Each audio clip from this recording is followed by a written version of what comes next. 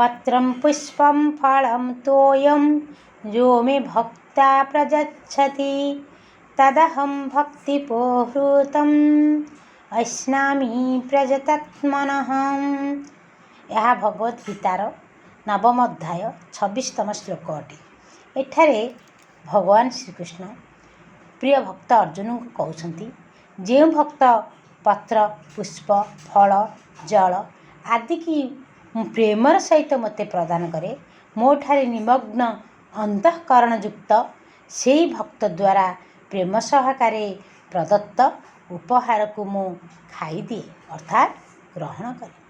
हे मोर ज्ञान पिपासु भगत प्रेमी भाई भौणी मैंने आपण मैंने विभिन्न देव देवी को विभिन्न विधि विधान सह सबुबले पूजा कर किंतु ये श्लोक रे भगवान श्रीकृष्ण अर्जुन को कहते जे जीव जेहेतु मोर अंश ममी वांश जीव लोक जीव भूत सनातन तेणु मोर पूजन रे कौन सी विधि विधान आवश्यकता नहीं केवल मते जेकोसी जिनिस अर्पण करिबारे प्रेम और आत्मीयता दरकार।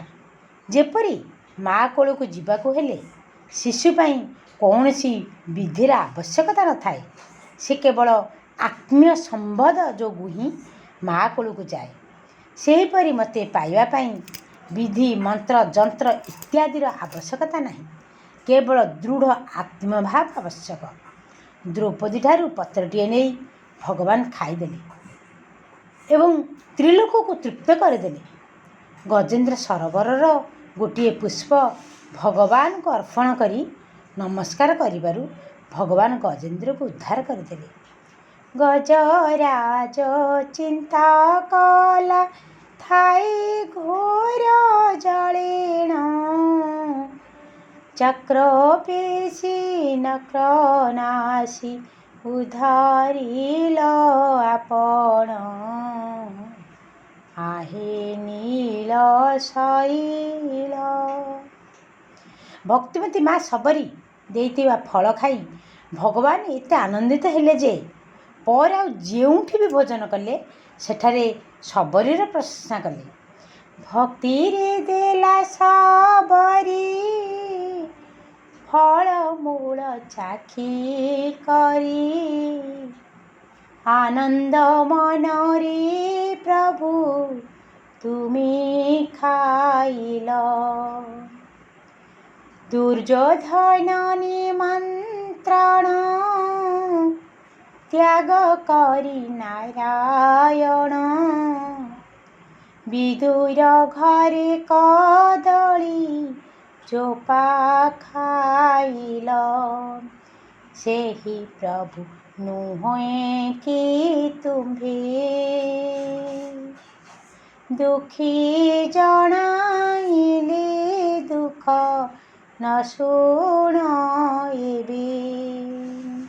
भक्तर भगवान को देवार भाव अत्यधिक बढ़ीगले से निजको भूली जाए भगवान मध्य भक्तर प्रेम रे एते भोल हो जाती जे निजे निजको पाशरी दियंती।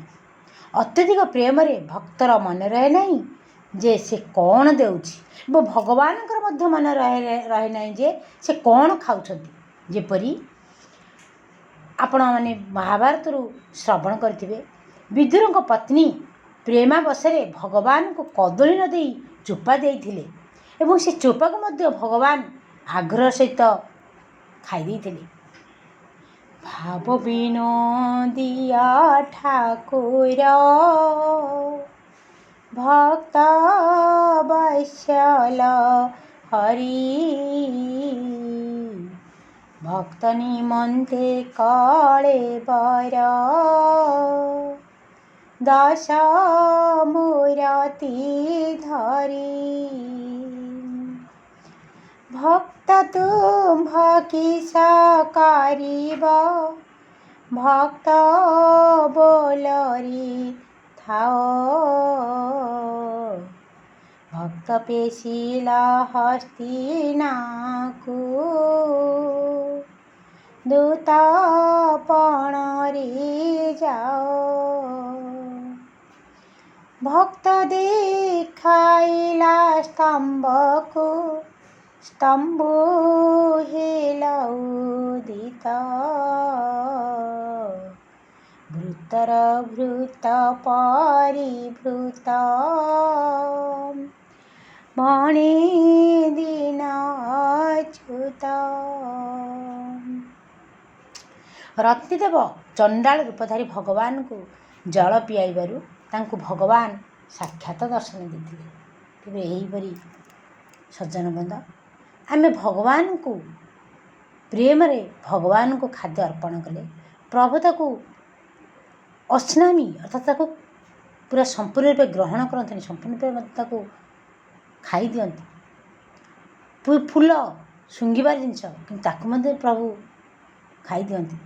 କେବଳ ଦରକାର ପ୍ରେମ। ଜୟ ଜଗନ୍ନାଥ।